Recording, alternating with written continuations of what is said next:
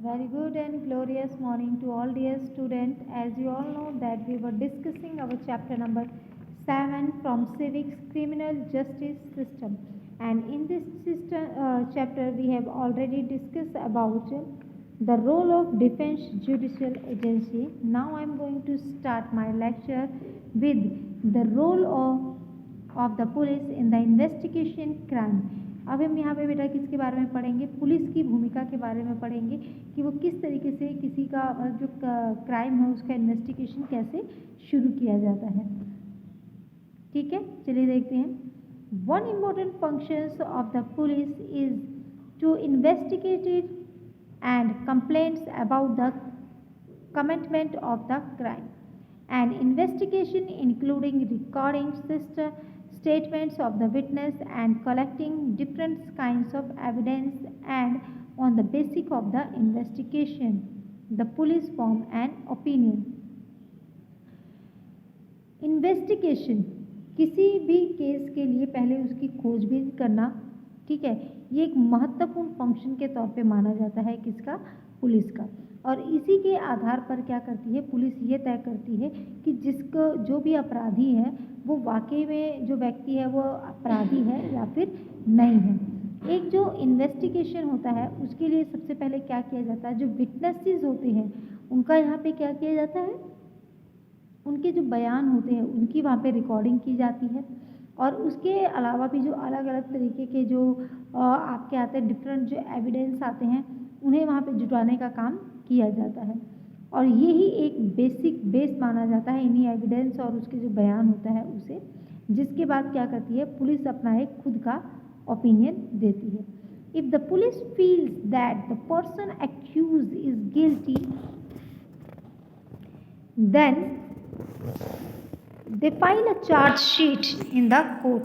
अगर पुलिस को ये लगता है कि जो व्यक्ति है वो वाकई में क्या है, दोषी या अपराधी है, तब पुलिस क्या करती है उसके खिलाफ कोर्ट में एक चार्ज शीट दायर करती है। And the police personally should balance the maintenance of law and order. अब पुलिस को क्या करती है यहाँ पे लॉ एंड ऑर्डर को मेंटेन करने के लिए जाना जाता है।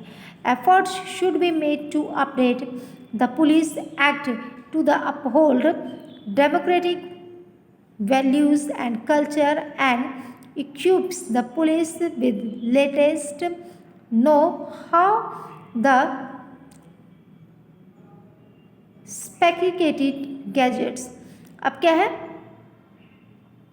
efforts should be made to update the police. अब पुलिस का काम क्या रहता है कि वो जो भी है लॉ एंड ऑर्डर को वो मेंटेन करके रखे। एक डेमोक्रेटिक स्टेट के अपने कुछ वैल्यूज़ होते हैं, कल्चर होते हैं, और उसको बनाए रखने का जो काम है वो क्या होता है, पुलिस के द्वारा किया जाता है। The police should be trained to be accountable to the people rather than savings a few political ethics. जो पुलिस होती हैं ये क्या होती है, ये पहले से ट्रेंड होती हैं और वो किसी भी जैसे सर्विंग सब फ्लू पॉलिटिकल एथिक्स, और वो कुछ जैसे पॉलिटिकल पार्टीज़ के मतलब कि जो सर्विंग्स होती है उससे अलग होती है। जब police investigation have to keep in mind the human rights, the Supreme Court laid certain guideline that the police must followed and time of arrest, detention and interrogation. क्या है, पुलिस जो भी इन्वेस्टिगेशन करती है उससे पहले वो क्या करती है, ह्यूमन राइट्स क्या है, मानवाधिकार से जुड़ी हुई कुछ जो बातें होती हैं उससे वो ध्यान में रख करके ही करती है।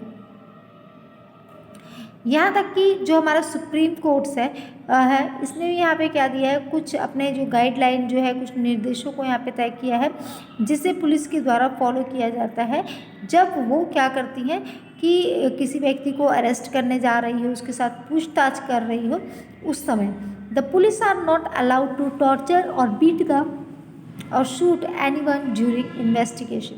पुलिस के पास ये अधिकार नहीं होता है कि किसी व्यक्ति के साथ पूछताछ हो रही हो, ठीक है, तो उस दौरान वो उसके साथ मारपीट करे, टॉर्चर करे या फिर उसको गोलियों से भून दे। इस तरीके का कोई भी जो अधिकार है ये पुलिस प्रशासन को क्या है, प्रदान नहीं किया जाता।